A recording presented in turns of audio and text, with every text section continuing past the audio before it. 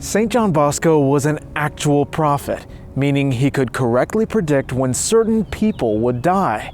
But this got him into trouble with the police, who thought him to be a lying, threatening upstart instead of seeing him for the saint that he was. We'll hear how Don Bosco proved his prophetism to a very suspicious detective from Turin in this episode of The Miracles and Prophecies of St. John Bosco, a project of America Needs Fatima. I'm your host, Matthew Miller.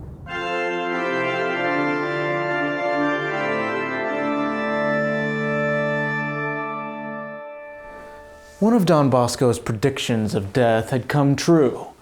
In the first days of the school year, he had publicly told the young people to prepare to make peace with God, for one of their number would pass into eternity before Christmas. This recommendation caused panic among the new pupils. Many wanted to return to their families, and some families learned of this prediction from their children. After protesting to Don Bosco, they went to police headquarters and complained vigorously. The authorities promised them that the police would investigate the matter. A few days later, a detective called on Don Bosco. "You have many young people, Don Bosco," he said, "but you mustn't frighten them. Poor young men, when they're seized with fear, they're also disturbed in fulfilling their duties, and it's easy to frighten them. Then they'll lose that joyful character that a school must have. Moreover, there is the danger of harming them. If their fright is great, it may cause them serious illness and insanity." "Excuse me, sir," Don Bosco said. "Can you explain yourself more clearly? What are you trying to say?" "Your Excellency is a man who can understand things without much explanation," continued the detective. "It's unhealthy for young people to brood on the idea of death."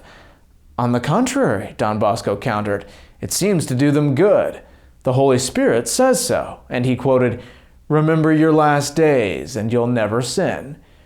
"Yes," said the detective, "but to announce to the young people that one of them is to die within a certain time seems to me—" "Oh, now I understand," Don Bosco replied. "You've heard that I announced that a young man would die before Christmas." The detective nodded. "Precisely. And I am sent to you by the king's attorney, the fiscal lawyer, to advise you not to use these excessively violent and dangerous methods. Otherwise, under certain circumstances, the authorities would be forced to intervene. Some complaints have already been made, but no credibility was given to them.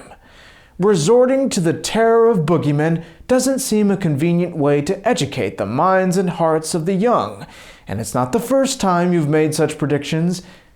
"Excuse me, sir," replied Don Bosco. "Even if I often make these announcements, do you know whether my predictions come true or not? If they do not come true, then you can say Don Bosco's a liar and the community of about 700 people should have noticed and should laugh at him.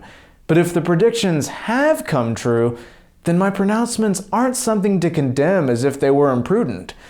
But does it not seem imprudent to announce such tidings that spread terror, disturb consciences, and cause other serious disturbances as well?" the detective asked.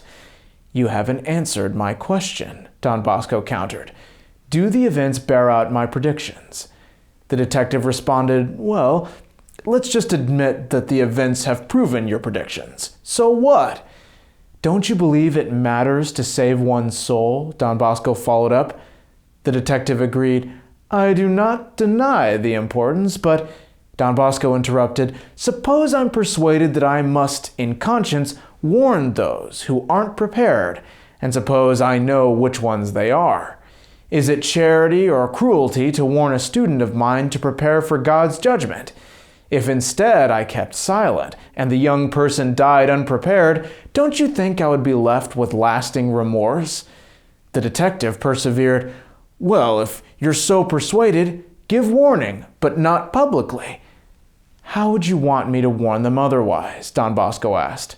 "Should I call the individual privately and say, 'You'll die soon'?" "Oh, no," the detective responded. "Then what do you suggest?" Don Bosco asked. "Look, Don Bosco, would you tell me the name of the one whom your Excellency predicted will die shortly?" the detective asked. "I have no difficulty as long as you keep it a secret," Don Bosco replied. "If you were to speak, your imprudence would be far more serious than the imprudence I'm accused of." The detective took out his notebook and picked up his pencil, staring into the face of Don Bosco, who at that instant had become very serious. Giovanni Boggero, Don Bosco said the name slowly. The detective wrote down the name and, bowing, departed. Giovanni Boggero, from Cambiano, was a 26-year-old priest. He was handsome, intelligent, and warm-hearted, and was loved by the whole oratory. He had spent the years of his boyhood at Don Bosco's side, giving bright hopes for the future. He joined the Salesian Society of St. Francis de Sales on January 23, 1861. However, in mid-1866, bored, enticed by relatives, and advised by unwise people, Don Boggero decided to leave the oratory. He presented himself to Don Bosco and asked permission to return to his home, citing his two sisters' need for assistance and his duty to find paid employment for this purpose. Don Bosco was very hurt by this and tried to persuade him to stay because Don Boggero's vocation was undoubtedly to persevere in the Salesians, and God would provide for his sisters. But, seeing him obstinate, Don Bosco ended by telling Don Boggero, "If you want to leave, go ahead. But you think you'll help your sisters, who I know don't need your support. I tell you that you will not be able to assist them." Don Boggero returned to his relatives and obtained the post of vice-curate in the parish of Villafranca Piedmont before long.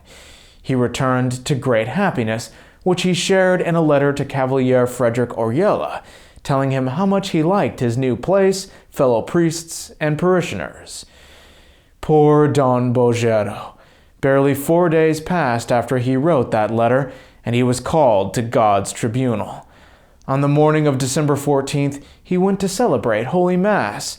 He felt very well and was cheerful. He returned to the refectory and sat at the table, waiting for coffee. The one who brought it to him saw him with his head on the table as if sleeping. He had suffered a fatal stroke. On December 21st, a lawyer learned of Don Bosco's return from Florence. Having some business to conduct, he went to the oratory. He had heard of the prediction about Don Boggero. After he had given his opinion on business, the lawyer questioned Don Bosco. "If you don't mind me asking, how is that young man you spoke of? Is it now Christmas time?" "He died a few days ago," Don Bosco answered. "He's dead?" the lawyer responded. "Dead. Ask anyone in the house," Don Bosco replied. The gentleman stood and thought for a while in silence. Then Don Bosco, who loved to joke, said to the lawyer with a serious face, "Do you wish me to tell you the things that must happen to you in the future?" The lawyer stood up and said, "No, for goodness sake." Taking his hat, he walked out. The detective also had not forgotten Don Bosco's response.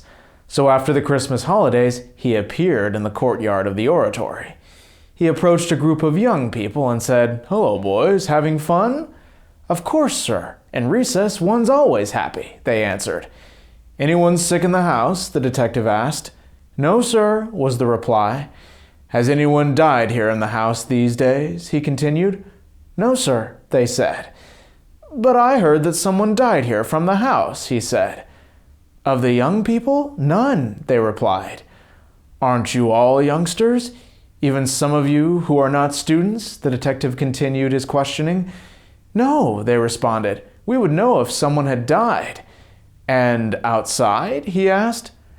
"Ah," they said, "a priest died, but it was already over a week ago." The detective asked, "What was his name?" "Giovanni Boggero," they replied. The officer paled. He took out his notebook and compared the name with the one he had written down. "Did he have a long illness?" The young people answered, "Oh, no, sir, he died suddenly of a stroke." "Where did he die?" the detective asked. "At home. One morning he returned to the rectory, sat at the table to eat breakfast, and died."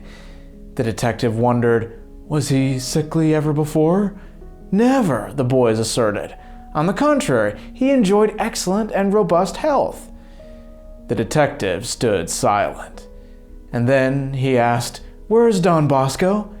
"He's in his room," the boys said. The detective went up and greeted the priest. "Sir," he exclaimed, "say whatever you wish to your young men." The detective kissed Don Bosco's hand and left, saying over and over, "An extraordinary thing indeed." Thank you all for watching and subscribing, and if you'd like to hear about how Don Bosco appeared in a young man's dream summoning him to the oratory so that he could follow his priestly vocation, please click on the video I've put on the screen. God bless you, and Our Lady keep you.